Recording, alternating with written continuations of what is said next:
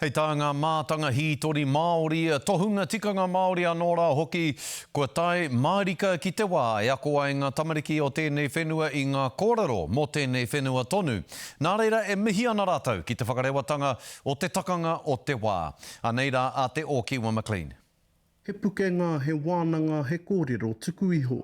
Kua kōrero hia i haere ngā tamāhine a te whenua nui i tōna taha ki o rākau.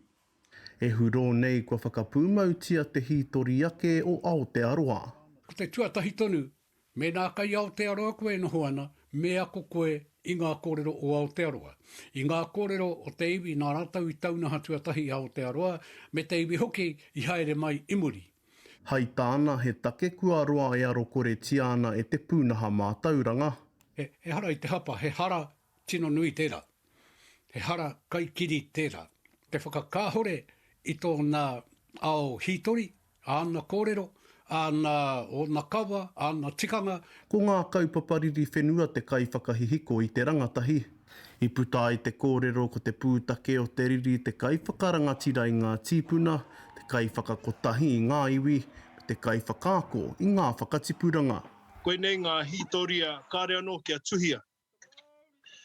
Ki roa puka puka engari, ko te tino Waimaria, ka tuhia ki ngā taringa, ki ngā whatu, ki te whatu manawa. Aha kua whakamanatia kētia te hītori Māori ki tēnei kura kaupapa, e koana ko tahuri te kāwanatanga. Tērā te kia a te aho matua, me mōhio te tangata ki ae anō. Engari, ki te mōhio ki ae, me mōhio hoki ki o na pākainga, ki te hītori o na hapu, iwi, waka anō hoki. Tuia ki tēnā mā tēnei e pai ai tā ngā kura whakarite i a rātou anō ka tīmata ai ki te whakāko hei te tau tītoki. Kua tīmata rātou te kite atu, he mana tō te mātauranga Māori. Kāre ngā kōrero ko puta i ngā tau, e pāna ki te hītori o tēnei whenua kia tino tika. Nā, anei te tīmatanga o te whakatika.